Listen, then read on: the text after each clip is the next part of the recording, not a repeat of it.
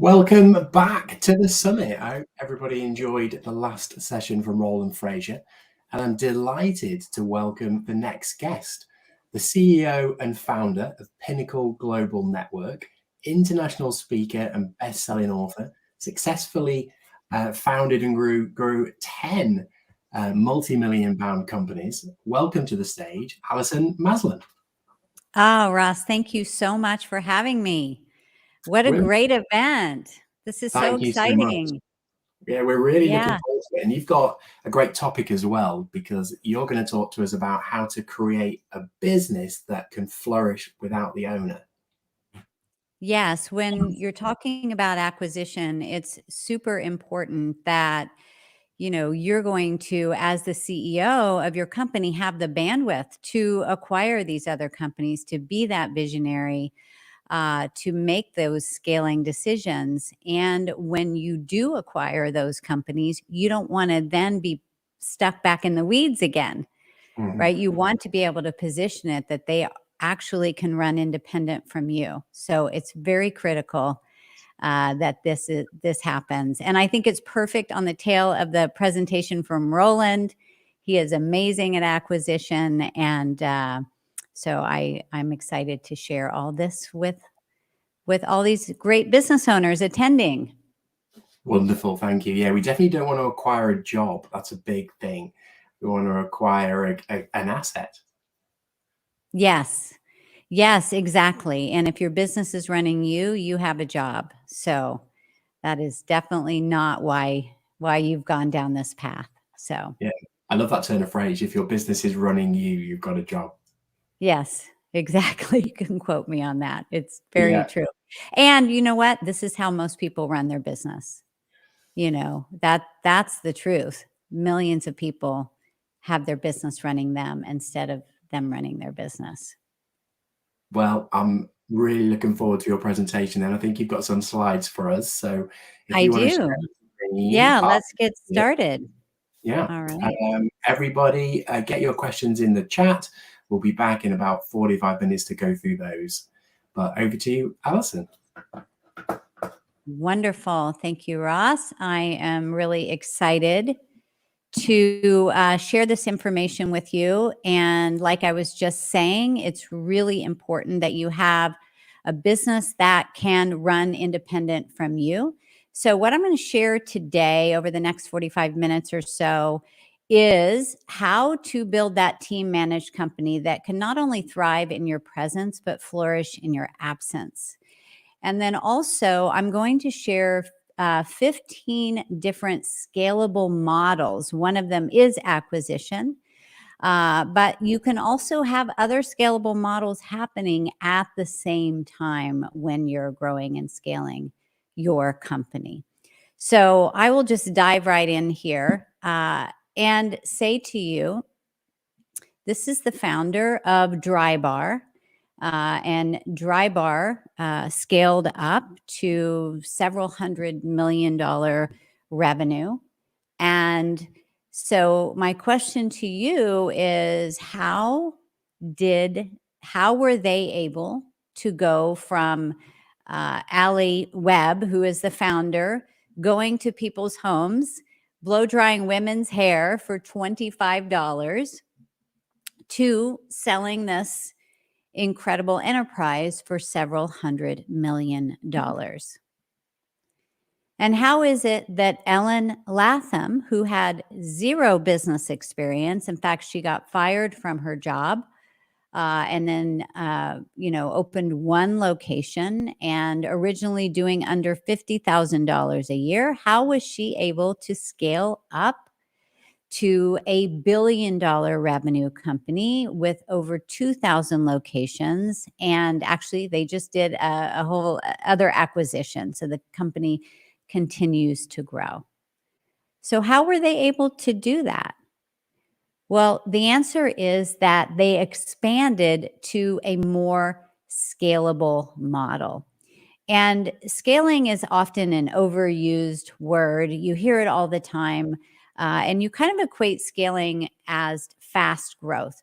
But what scaling really means is replication and multiplication. You shift your company into a model that is replicatable so that it can multiply well beyond you as the owner or founder or CEO, right? Because if you're still delivering your product or service, it's not scalable. It's just not mathematically possible. So everything I'm going to share with you today is our proprietary method at the Pinnacle Global Network. Pinnacle Global Network is my company. For the last 15 years, we mentor CEOs all over the world to grow and scale companies that change the world. And the Scale Up method is our proprietary process. It's the only process specifically focused on scaling, but as it pertains to the entire company structure, not just the marketing or the sales. It's absolutely everything. So I'm going to take you through all that today, and so that you can really start to lay out this roadmap to build that team managed company and scale.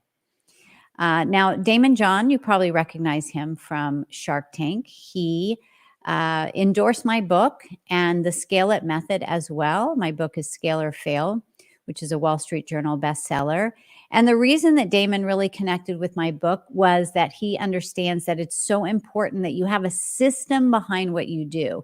You know, you all probably remember in the early days of your business, you kind of fly by the seat of your pants, right? But as your company grows and scales up, you really have to have a system in place. And as your business even grows further, and I'll talk about that more, the whole system needs to continue to change and evolve, right? And so this, this is a perfect example of scaling. This is my 10th company, Pinnacle Global Network.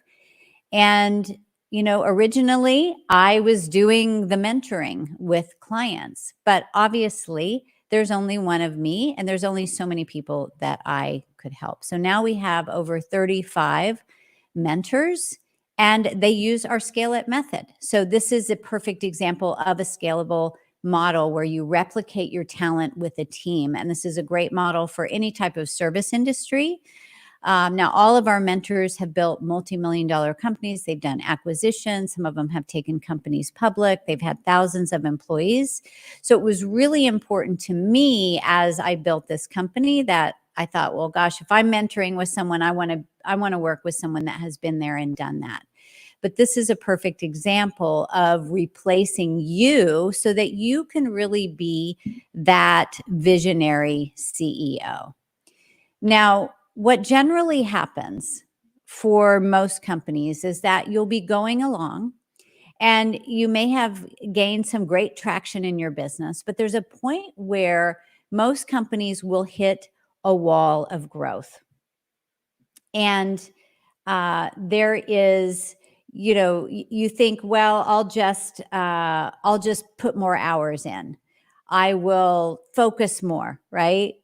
But there probably are no more hours in the day. You're probably already putting in so much time, right? And so, this is though how business owners operate. And over the years, burnout ensues. And again, you've got business owners that their health is compromised. It hurts their relationships. Sometimes it's divorce, right? And so the answer is not working harder. The answer is not about the hustle. It really is about creative strategy. It's about working smarter, not harder. And so when you have the right strategy in place, you're not just getting that incremental growth, you're actually able to take those big leaps. And that's what scaling is all about. So the Scale It method covers 5 pillars. Strategic vision is all about where you're going. And it is the most important pillar of all 5. But the interesting thing about strategic vision is it's usually the pillar that business owners spend the least amount of time on. The thing is, for you as the CEO, you need to be living in vision every day, all day, in every meeting. That is your role. Like you are a walking vision orator and magnet, right? Because you want to attract people to your company, leaders based on that vision. Cash flow, obviously important. It needs to be coming in on a daily basis, and that is driven by marketing, sales, and the organization of your finances. Alliance of the team is all about the word alliance. If you don't have an aligned team, your team is in chaos, right? And the team needs to be aligned behind the vision. And this is so important. It is one of the most important things in acquisition. Leadership is all how you show up. It's how you communicate. It's how you think, what's going on between your ears on the good days and the challenging days. And execution is how everything rolls out. It's your KPIs. It's how your team is held accountable. And hopefully it's going to be executing in line with what your original vision was. Now, these are 5 pillars. Okay. So if you think of a pillar is something heavy and it's got to be strong. You don't want a bunch of cracks in it because it's going to hold something heavy. So if a tough economy or a pandemic comes along, it's able to withstand it. So each one of these pillars needs to be shored up to get to the next level in business. And most of the time when we really assess a company, we find that, well, you might have 2 or 3 that are strong, but others that are, pretty weak or non-existent. And because business is a living, breathing thing, and it's always moving and evolving, you have to continue to go back to these pillars and see where the gaps are. Now I'm going to take you through the 5 phases of scaling, but I want you to remember these pillars as we go along because they apply to every single phase. But your demands of those pillars are going to be different as you go along. So if you think of, cash flow, your needs in the early days of business are very different than when you start scaling up or wanting to acquire. Your team needs are going to evolve and so on. And you're going to evolve as a leader.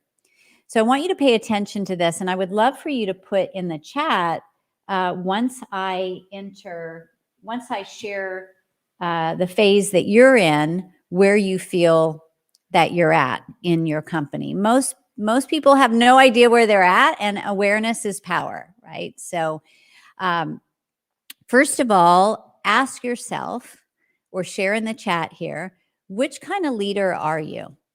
Are you the hero that's got to jump in constantly with your team and save the day? I've got the answer. I can help you. I know how to do it.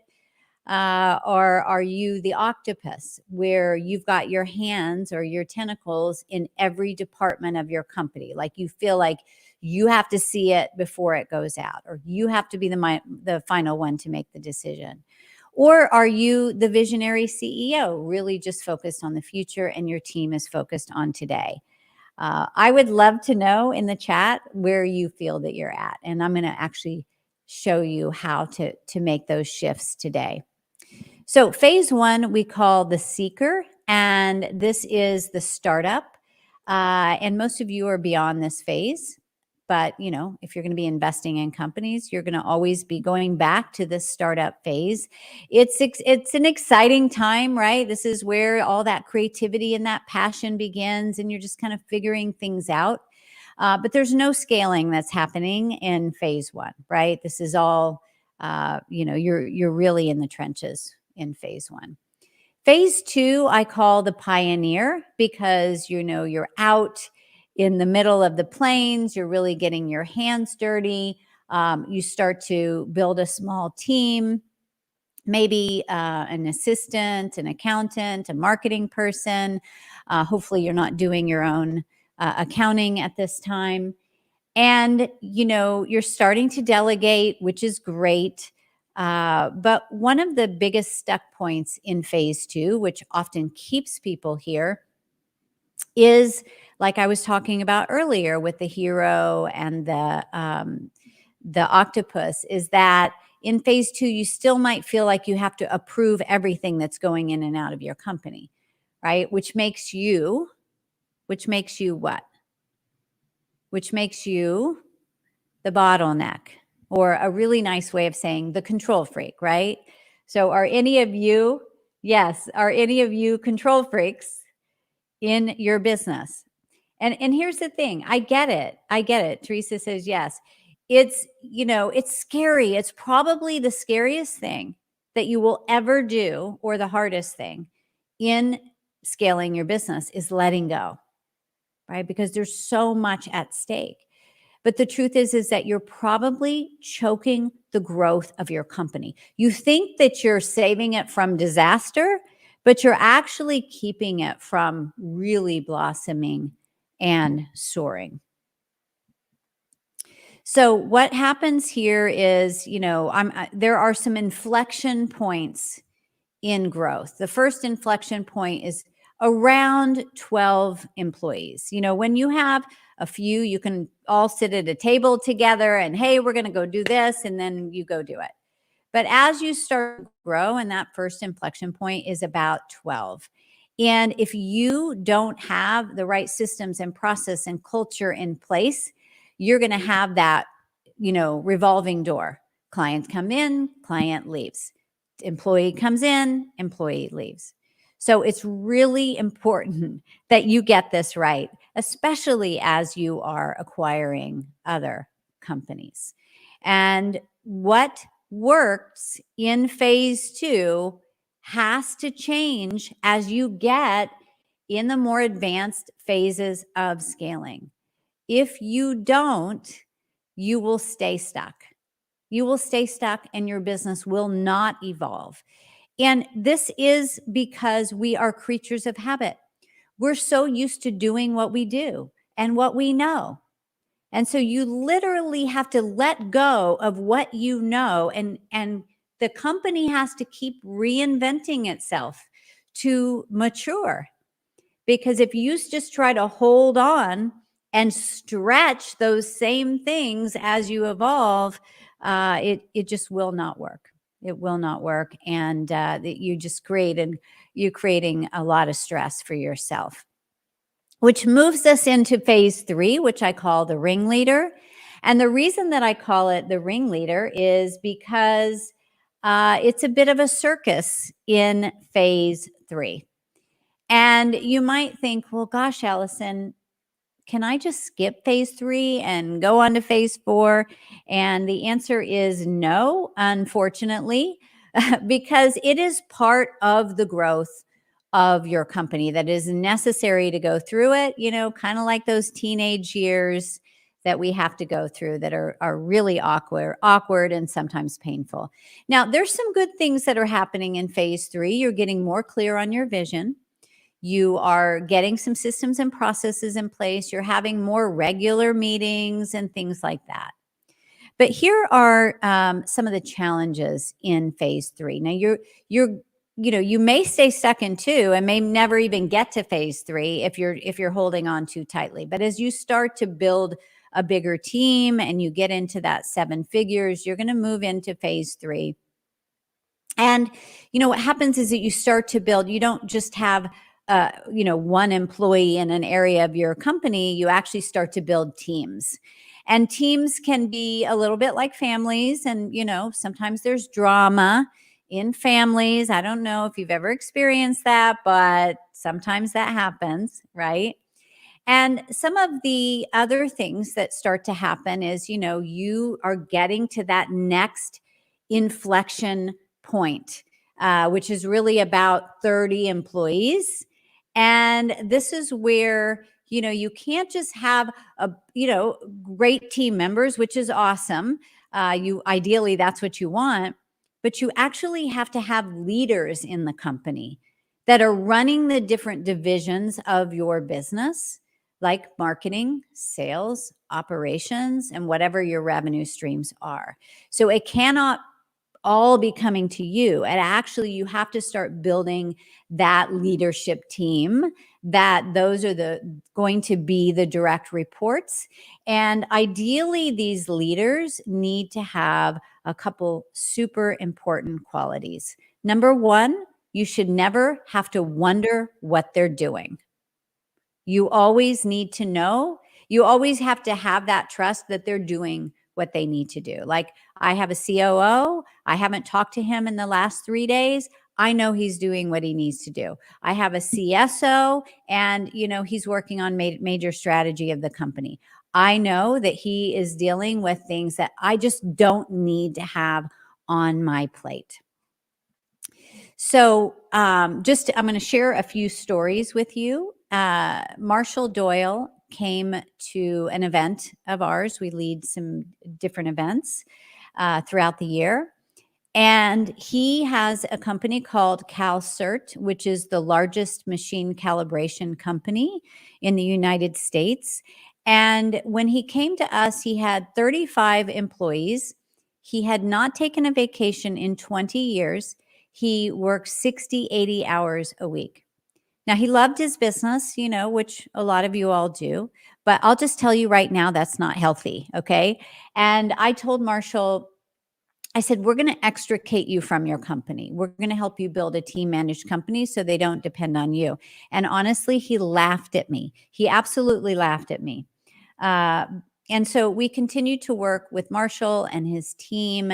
He went on to have over 100 employees and grow by several $1 million, acquire 23 other companies that he has not had to run at all. And he attends one meeting a week. That's it. Now he travels around with his wife, who was obviously very patient all these years, waiting for him to finally have some time to live his life outside of the business. But it happened really quickly because there is just tweaks in the way that you're operating within your business to make that shift and get you out of the day to day. And then that next growth trap is, again, at each of these inflection points, you have to restructure to make room for growth. Otherwise, you're going to be like, in the story of Allison in Wonderland, where she's small in this big house, right? But then when she gets really giant and now the house feels small and her arms and legs are flailing out the windows and the doors. And that's kind of what happens. And it can happen quickly as your company grows. But in phase 3, you're in phase 3 if you've got people in the wrong roles, if you are, that octopus and you feel like, oh my God, I'm chasing after one emergency after the other. It's only 12 noon. We've already had 5 fires. Or you're up at night talking to your significant other and you're complaining about said employee over and over and over. You're having to jump in and be the hero once again. And you're like, oh my God, when is this going to end? I have told these people so many times what to do. Why are they not getting it? So if you can relate to any of those things, you are in phase 3. So let me know if that is you in the chat. But there is hope for you, right? But you have to, you probably heard this saying, what got you here will not get you there. And that may be some team members. They may have been great to get you here, but not there. And also your mindset has to completely change. You have to work on you. You can't be the same leader that you were when you started this business to scale this business. The reason you got into business, right? I mean, I was a single mom. And for me, like I had to make it work. Like I didn't have a choice. It was really out of desperation. And of course, I'm not very good with people telling me what to do. So I could not hold a job for more than 2 weeks. So it was basic survival. But that survival mindset is not going to help me scale a company. Right? So you and your company have to continually evolve. So how do you do this? How do you get your team to level up? Right? You're like, Allison, I've tried everything. I'm so frustrated, And so the key is it starts with you.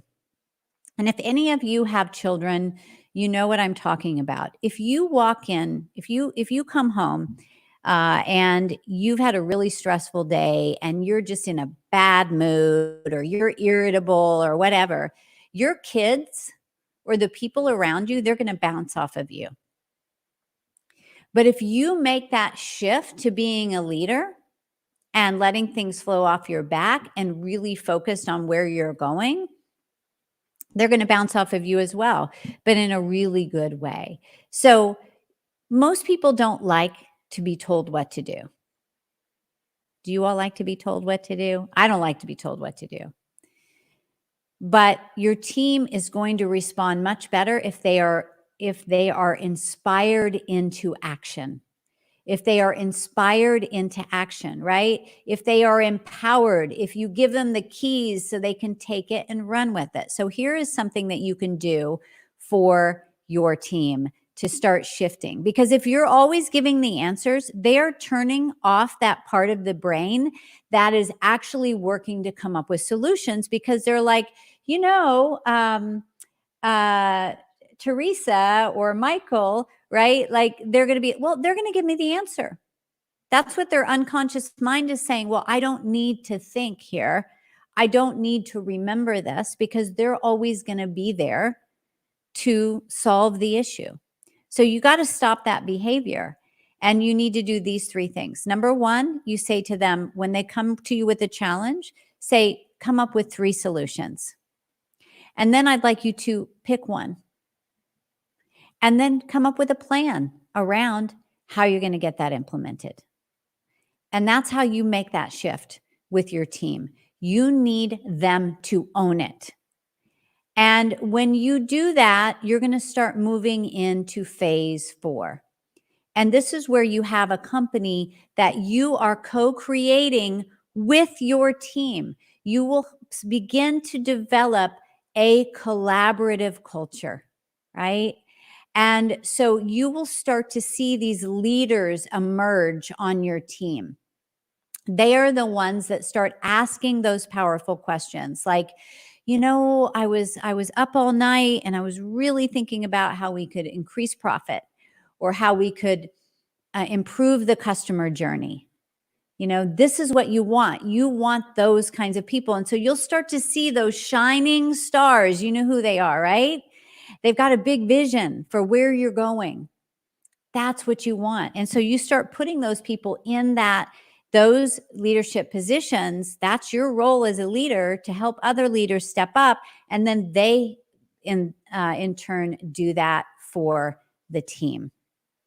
And so for some of you that might be saying, well, I don't really have the funds to, expand the team at this time, I challenge you to look at that a little differently. Because if you're hiring strategically, every single team member should be bringing 3 to 10 times what you pay them in salary to your bottom line. And that's not just sales.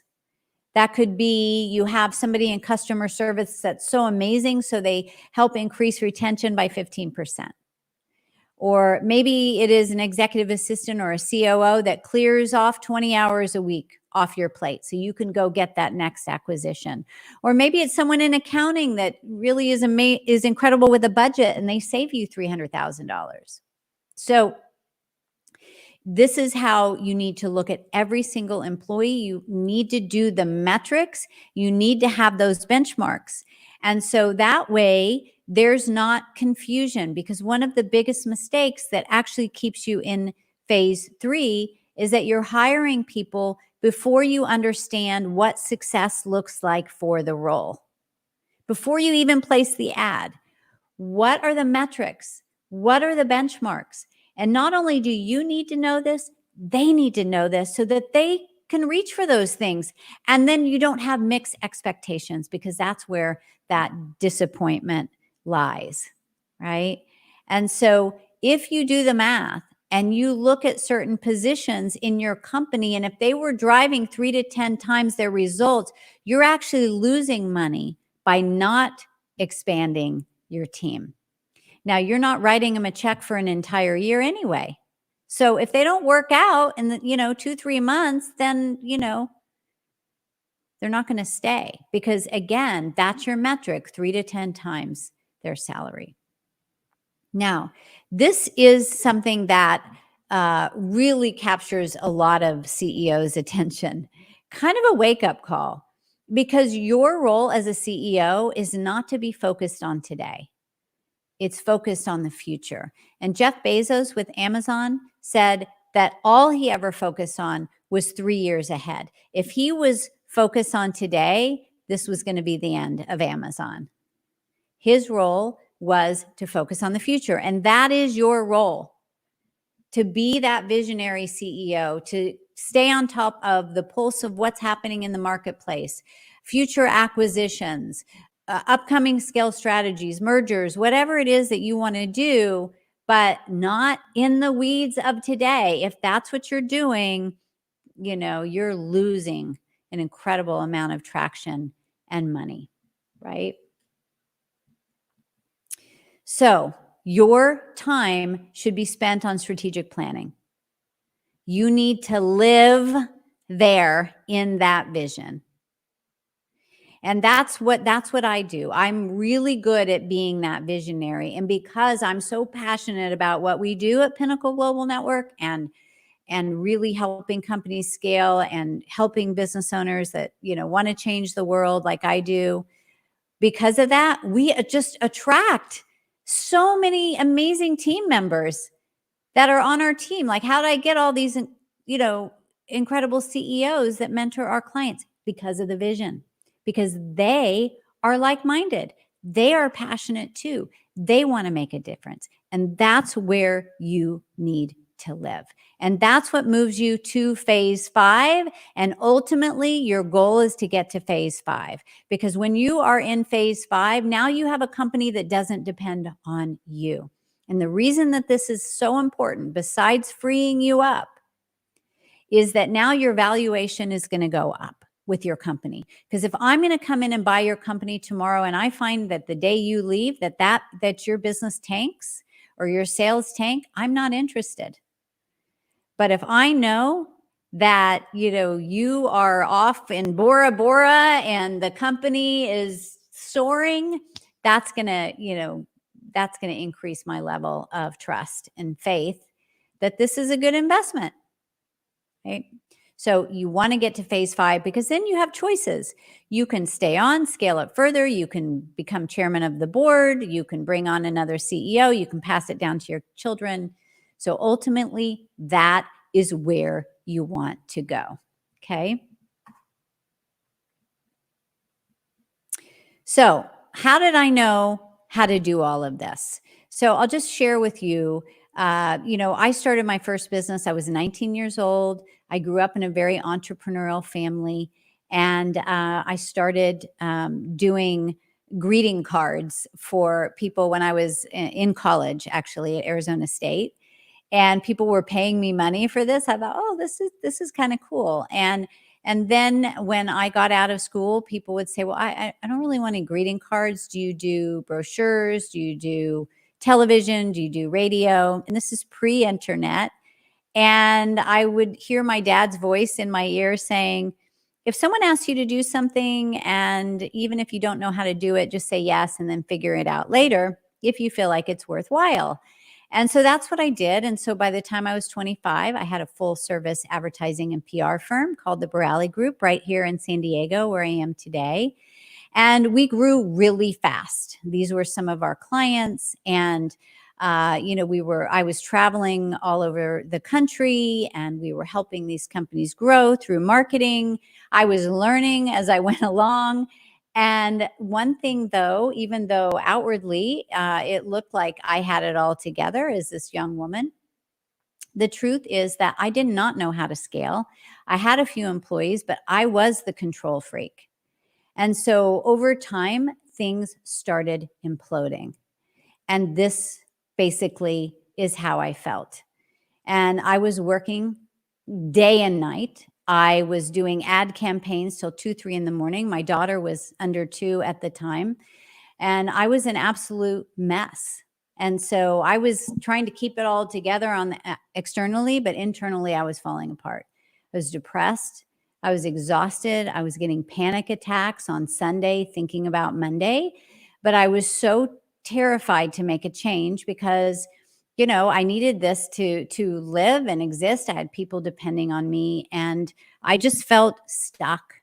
And I didn't have a mentor at the time. Back then, I didn't really understand that. And so what ended up happening was I ended up having a terrible car accident from the exhaustion, from the stress of it all. And, as I look back now, of course, obviously I made it, but that was a huge wake up call. That was the universe saying, what the hell are you doing? Like, this is not working. And so from that, I was like, I can't live like this. Once I knew I was going to make it, I thought things have got to change. And so here I went back to, I loved business, right? I was like, there's gotta be a better way. How is it that my clients like Charlotte Roos that has thousands of employees, or Supercuts that has thousands of employees, you don't see the CEO or the business owner standing over everyone, micromanaging. No, they're out there building relationships. So I really dove deep back then to figure out, how do you actually scale a business? And that is where my Scale It method began. And I went on over the last 40 years to build 10 companies that have not depended on me. 9 more after that first implosion. And so I share this with you because, number one, I don't know if any of you can relate to that feeling, like that your business is running you instead of you running it. And there are a lot of people that get to phase 3 and shut the business down.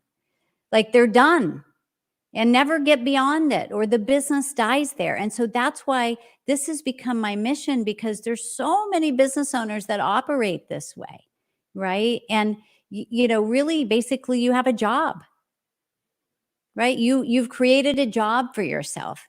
You're not really running an enterprise. And so that's why it's so important for you all to get this. And this truly has become my mission. All right. So moving on, cash flow is the next pillar of the Scale It method. And right, you need that coming in every day. It's the oxygen of your business, but also the scalable models. Okay. And so that you can multiply your growth. Of course, one of those scalable models is acquisition. So I want to share a short story with you. Gila and John Kurtz came to an event of mine several years ago, and they run a company called Dog is Good. It's a well-loved brand, and they have gift items for people that love dogs, and they're in hundreds of stores across the country. And, they were in I think like 2 million at the time in revenue. And I'll never forget, because Gila, she came on stage with me. I did sometimes do a little coaching at the events. She was in tears, and she just said, I'm burned out. I just feel like I want to shut this down. I used to be passionate about it, but I'm having to do all kinds of stuff that I don't enjoy. We're always tight on cash flow. And I was like, why is this happening? They're in hundreds of stores. What's the cash flow situation? Why is this? So I dug deeper, and, their company is retail consumer goods. Of course, they had to manufacture the product, and they really didn't get paid until not only was it in the retail store, but it began to sell. So there was this long float. And, she is the visionary type. And here she was trying to do the sales and run the sales team and so forth. So I said to Gila at the time, I said, you need MRR, monthly recurring revenue. You've probably heard that before, right? So the first thing we did was strengthen their direct to consumer, and so that we could increase their margin. Then I said, let's do a subscription program to the retailers. So when you do a subscription, everyone thought that was going to be a fad, but it just keeps growing and growing and growing. And you can have a subscription model on any type of business, even a service business. Like, think of LegalZoom or H&R Block. Those are all subscription, but they're actually service-based businesses. And so with this subscription program, what happens is that whoever you're selling to, it's a win-win for them, because they don't have to order again. They just know the product is coming. They don't have to worry about it. And then for you, this is recurring revenue. Then we said, okay, so we've got e-commerce now, we've got subscription. Then we said, wow, you got a great brand. People love this brand. Why don't you license it? Let's sell the license. So they have sold over 150 licenses of Dog is Good. This is passive revenue. Then we said, okay, Gila, you have raving fans of Dog is Good. How do we turn your fan base into your sales force? And so we ended up helping her design a program of these pop-up shops, Dog is Good pop-up shops all over the country. And this is where Gila is just, she's on fire. She loves it. She's helping people. All these people start businesses with their products. And then the pandemic hit, and then they took it virtual. Sales went up, as we know, with e-commerce went up. Now they've even got a complete direct sell model with a downline. Now, the reason I share this with you, this is 5 different scalable models, okay? They were willing to do things differently. They were willing to take a traditional product or retail business and think outside of the box. So whatever industry that you're in, you need to stop doing what your people, your competitor, others in your industry are doing. You have to be willing, looking outside of your industry and do things differently. We've done subscription for cold storage refrigeration, right? And so, but the other thing is you only need one scalable model to build a $1 billion company. Just one. You don't need 5. But when you have a scalable model, whether it's acquisition or others, you know, you will grow so much faster. It will be bringing cash in every day. So these are the 15 scalable models in the Scale It method. You can take a picture of this. And I'll just take you through a few of these really quickly, and then we'll open it up for questions here in just a second. I hope that you all are enjoying this. Let me know in the chat if this is all resonating with you. So the first one, like I said, replicate your talent with a team. These are some of our mentors that work with our clients to help them grow and scale. So this is where you replace yourself, but you want a system. You don't want to just hand it off, right? And often people say, Allison, aren't you worried that your team will just take your clients? I hear this all the time, and I never worry about it. And you know why? Because we have an amazing culture, and they respect one another, and they wouldn't do that to their team. They just wouldn't. And they're here because of the mission. They're all, we say go-givers, like the book, The Go-Giver by Bob Burg, right? And so when we come as givers, we all grow faster.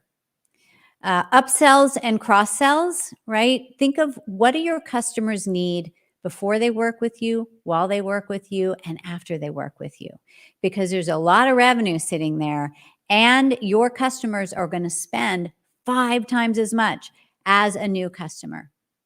Subscription services, I already went over that. Certification is a great scalable model because if you're an expert in in your field, like if you all are the best at what you do, you can certify people in your model. And then, of course, you have the best pick of great employees, but it's a whole new market and a whole other revenue stream. And it positions you as the authority in the marketplace. You can add a product to a service or a service to a product.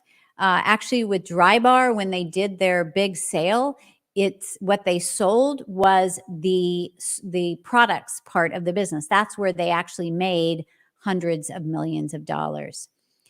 This is Kara Golden from Hintwater. And Kara, Hintwater was the very first beverage company ever to do subscription, ever.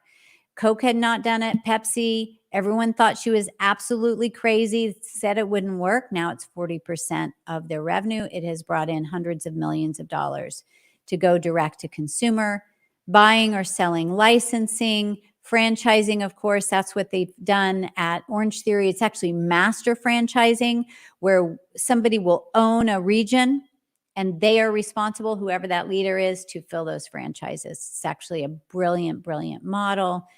Partner collaborations, buying your competitors, and that's what you all are talking about in this summit. Acquisitions can drive over 50% of a company's profit. But here's the thing. When you acquire a company, you better look at what that culture is first and foremost. It is the most important thing. because I've seen people acquire companies and they have, there's already a lot of negativity on the team. And then you come in and say you're going to change the game, and then everybody leaves and it's a disaster. So you've got to really, to me, it's the most important thing. And then, you want them to feel like they're on your side, or you're on their side, they're on your side, and that it's a win-win for everybody. So team is absolutely critical. Expanding globally. And I was talking to Ross earlier, we're doing an event in Amsterdam happening in June. So we are expanding globally as well. We have clients from all over, but if you have a model that works in your region, there's a good chance it's going to work in other regions as well, as long as you're clear on, what the culture is.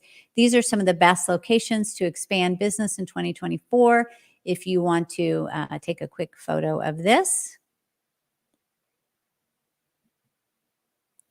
Creating your own technology, software, great way to scale. We just launched our own software called the Scale It software. We've been building for a couple years. But here's the thing, you can scale. Doesn't matter what type of business or business model that you have, you absolutely can scale. And those 15 scalable models are the most successful models from, the biggest brands, most sustainable brands over many years. And when you do, you get your life back. You help so many more people. And this is where you start to see, that the multiples happening with these companies. So think about this. What if your big goal this year that you have, what if that became your monthly goal? Like if your goal this year was 5 million, what if you were bringing that in every single month? And for some of you, you might think that's crazy. Some of you are already doing that, but think of it in the early days of your business, you probably are already bringing in monthly what you were doing yearly at the time. It's just a number. It's just a number. So you've got to really open up the landscape. As Naveen Jain says, there is no sky. So there absolutely is no limit. You have the power to create whatever you decide. We live in an infinite universe. And we live in a most incredible time to be an entrepreneur, because any idea can turn into a billion or, now $1 trillion idea. But get help. Don't do it alone. That's why you all are here today. You cannot build an enterprise in a silo. And I know it's hard to ask for help as a business owner. We feel like something's wrong with us, like you should know the answer. But how are you going to know if you haven't done it before, right? So I have a gift for you all, and then I'm going to open it up for questions. And I've got my assistant on here, Megan, who is going to put the link here for you. And so you've got to be on top of what's working and what's not working right now in 2024. And so we put together something specifically for you all called the Scale Masters Report. And this is where you can see where the landscape is going, because things are constantly changing all the time. You have to change as a leader as well. I always say, if you want to grow by 40%, you've got to grow by 60% as a leader to carry that 40%. So to get the Scale Masters Report, all you need to go do, let's see where the link is. For some reason, could you guys see it there? There it is, scaleItreport.com. Oh, there she put that in there. Thank you, Kristen. ScaleItreport.com. It's totally free. It's my gift to you all. Go ahead and take that. And it's time for you to scale. And the key is that you cannot make decisions from what's right in front of you right now. Get clear on the vision. Be that visionary CEO. Decide where you're going to be 3 years from now. Then you need to live there now. You need to pretend that you're already at that 3-year mark, and you make decisions from that place. And when you do, things will start to evolve and change in miraculous ways that you couldn't even imagine. I'm Allison Maslan. Thank you very much.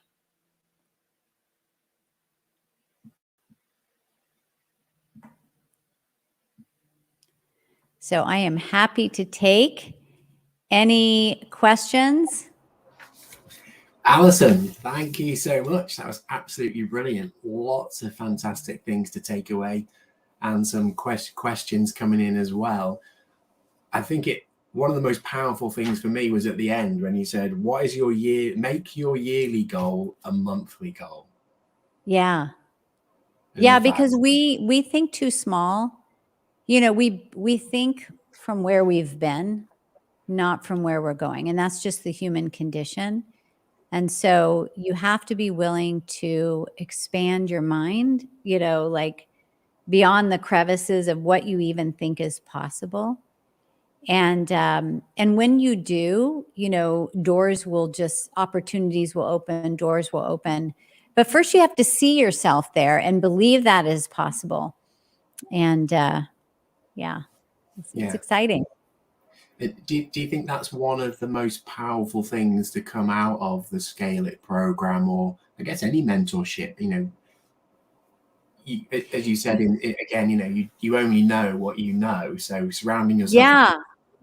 Oh yeah, absolutely. And we hear it all the time, you know, as these businesses are scaling up or exiting or whatever phase that they're in, they often say, I never thought I could do this, or I never thought this was possible, or I never even considered running my business this way. And, you know, we get a lot of people that have been running their company 10 years, 20 years, even 30 years the same way. And so when they start to make these shifts, at first it feels a little awkward because you're like, wow, I have all this time now. Now I have choices. They don't know what to do with themselves because the business is really, you know, running and growing without them having to be, you know, in every meeting and, you know, having their heads. But, you know, you still are on the pulse of the company. You're getting, we call them the North Star metrics, like your team is reporting to you. You know, what are those metrics in each area of the company? So you're always on the pulse of what's going on. You're just not in it. Yeah, that makes sense. You mentioned at the beginning as well, you know, you had the spark, if you like, because of your parents. You said you had an entrepreneurial upbringing. What did they do? Yeah, so my grandfather had a store in Kansas City called Maslan's, a women's clothing store. And then my dad, and then this is kind of funny, they won another store in a poker game in Tulsa, Oklahoma. And this was like in the 60s.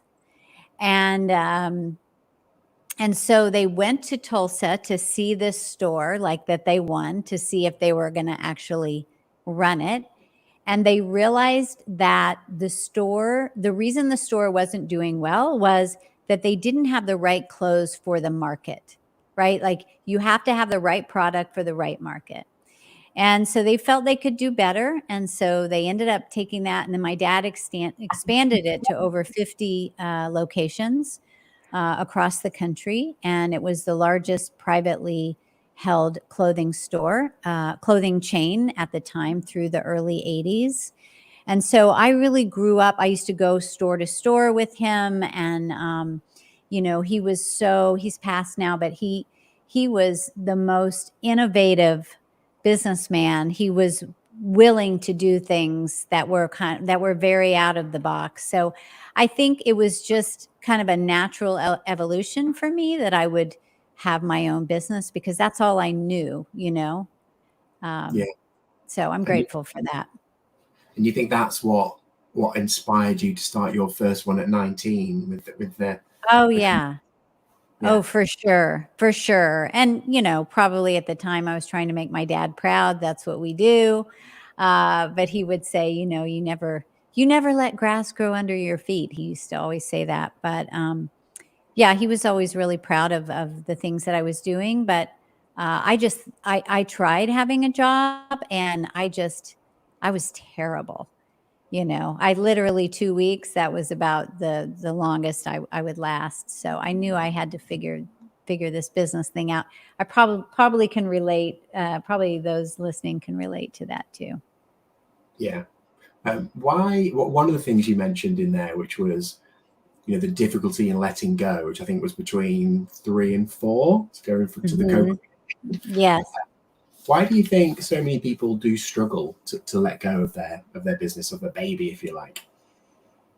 Yeah, I think it's hard to let go in any area of our life, right? I mean, it's hard to let go of our children when they need to grow up, or it's hard to let go of sometimes, you know, some of the things from your childhood. I mean, I think it's just the natural way we're wired as human beings. Like when we hold on to something we know, it's our comfort zone.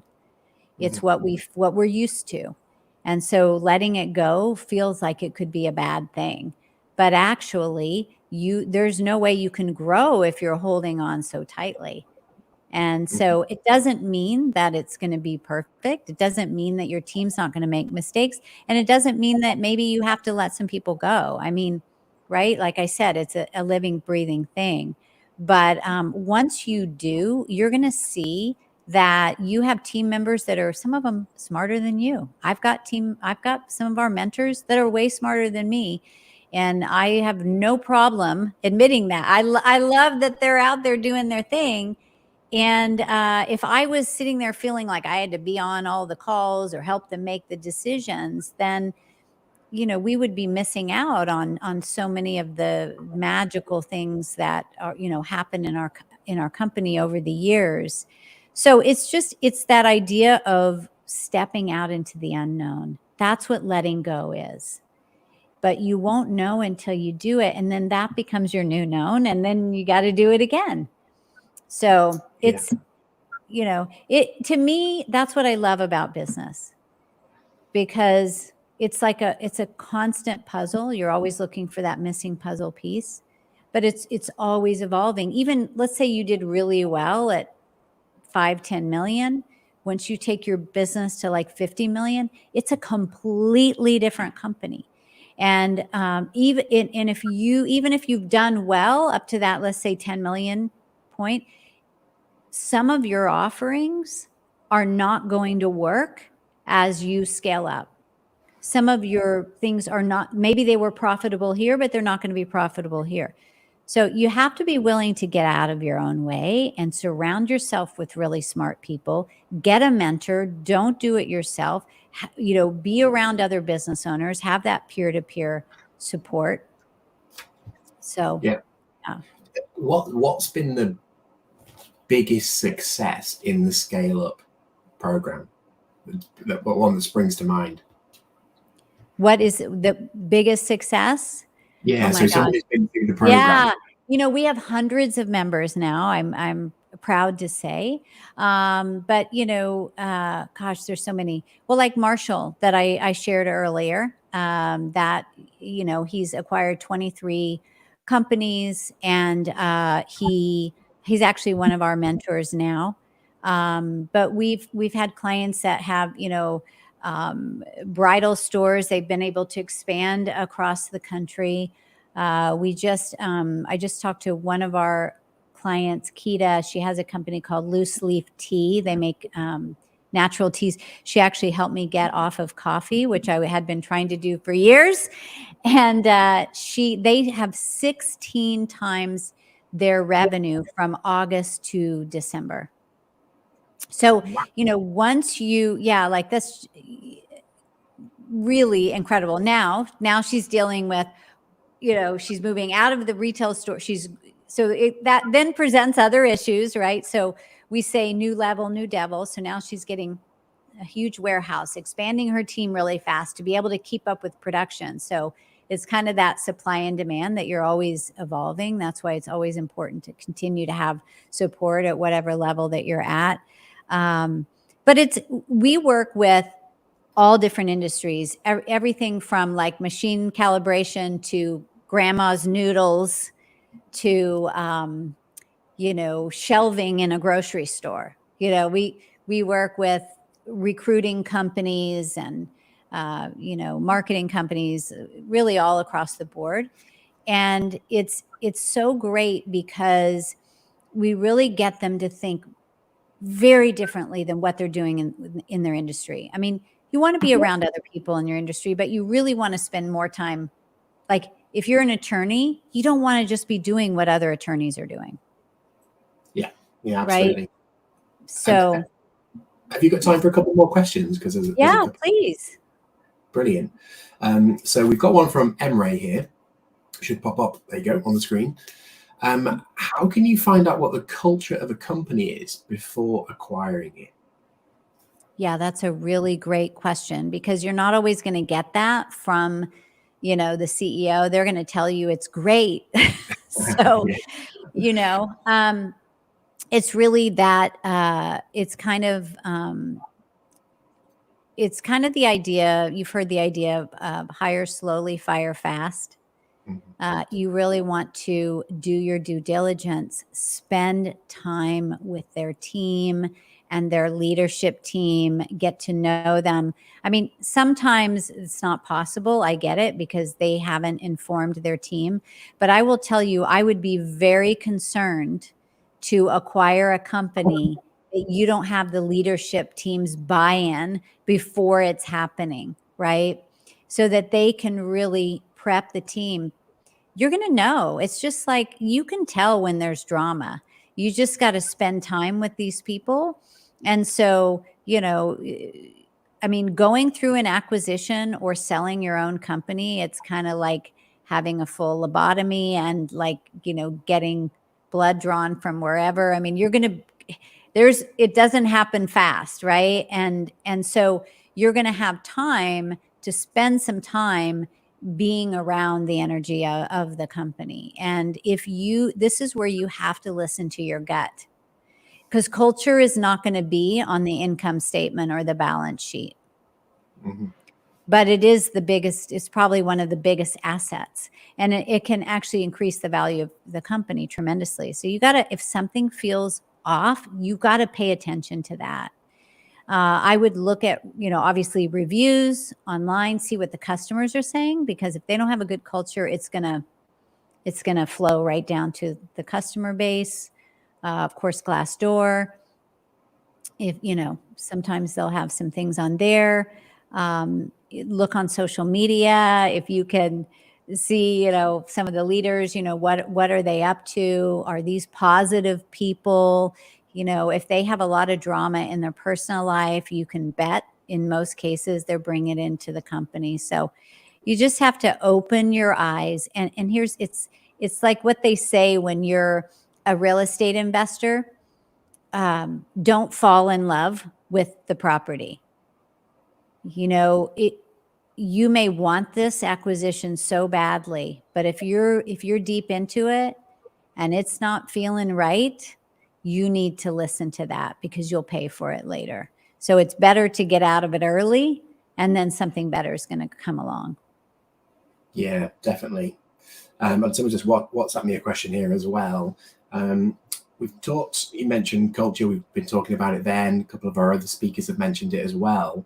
What hints, tips, and tricks have you got to improve culture if you do take over a business where it's not as good as you would like? Yeah.